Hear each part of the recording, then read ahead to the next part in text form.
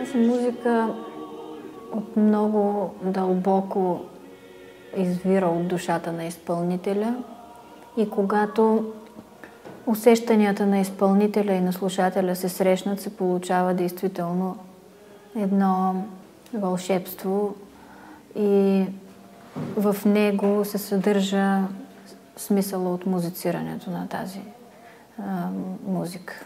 Това е духовна музика, особено източно-православната музика е много богата на душевни нюанси, на изживявания, много чисти и съкровени, които за нас като православни християни са най-близката духовна музика.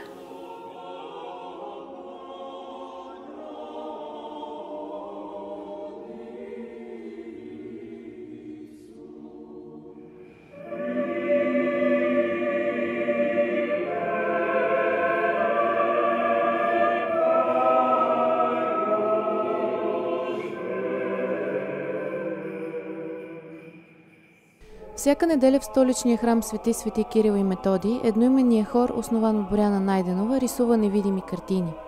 Хорът представлява пъстра палитра от личности, различни и уникални, обединени от любовта си към музиката. Когато посетихме репетициите им, очаквахме едно, а видяхме друго. Вместо строгост, залата цареше хармония и лекота, която веднага ни направи впечатление. Общото между всички хористи е, че те са музикални и че пеят хубаво.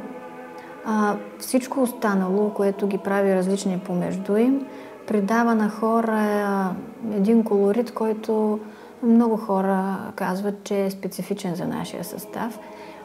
Хора всъщност е доста пъстър, като характери и като професии. Много пъти ми е казвано как толкова различни хора ги събра и между тях се получава едно общо цяло. Едно общество, в което има хармония. И получава се всеки с неговата си характерност и като част от целия организъм. Най-важното при нас е естественото състояние. Ако някой изпадне в смешна ситуация, се смеем.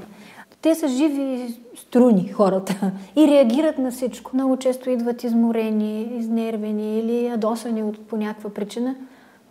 Отваряйки папките и започвайки да пеят, всичко това се забравя и до края на репетицията на всички са ни минали главите и сме забравили повода за раздразнението си. Спасение от прозата, това е изкуството. И по принцип за изкуството, пеенето е един вид изкуство, трудно се говори, защото това не е някакъв план, нещо, което правим, кариерно израстване или нещо друго, поне в повечето случаи, поне за мен е така. А това е нещо, което се усеща, това е вътрешна потребност. Това си и храним духа.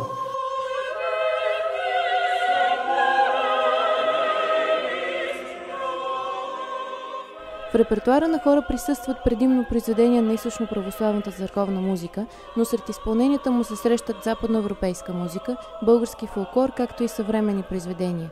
Репертуарът е цветен като самия хор, а разнообразието в изпълненията се получава естествено. Някои произведения просто привличат вниманието ми. Решавам, че ще звучат добре в нашия състав, в тая комбинация от гласове, която имаме. И започвам да ги работя. Разбира се, имаме любими композитори. Обичаме да изпълняваме музиката на Добри Христов, на Петър Динев. От руските композитори най-любими са ни Чесноков, Чайковски, Архангелски. Имаме много красиви песнопения в репертуара си от тези композитори. И така, произведенията, когато действително се окаже, че не съм се излъгала в привличането си към тях, те се получават и лесно и от само себе си, по най-естествения начин. Обединяващото във всички тях е, че всъщност това е духовна музика. И това е една нишка, която се върви от създаването на хора до сега.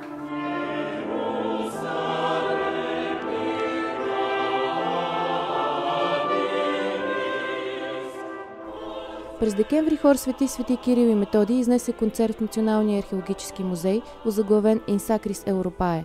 Какво се крие зад магнетичното название и какво ще се случи в резултат на концерта, ни разказа Боряна Найденова. In Sacris означава между светините, това е латински израз, между светините, между реликвите, между светите, духовни неща. През пролетта много се надяваме в резултат от този концерт, който изнесохме в археологическия музей преди Коледа. Там ни беше казано, че сме надминали очакванията, спонсорите така се изразиха и казаха, че идеята им и желанието им е да изнесем тази програма в сградата на Европейския парламент в Брюксел. Така че очакваме това да се случи. Много се надяваме.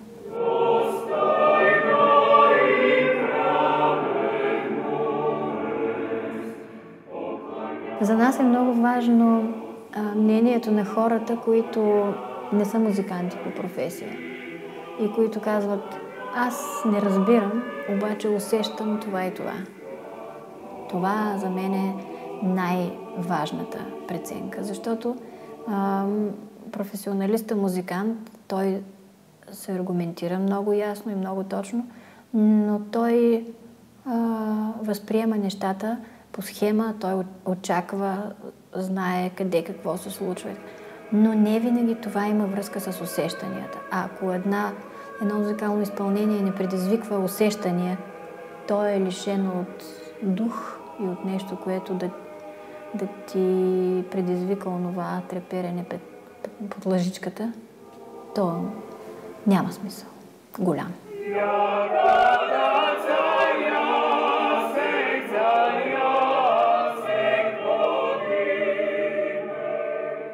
Ако трябва да се съгласим с Боряна, то изпълненията на хор Свети Кирил и Методий са пропити със смисъл.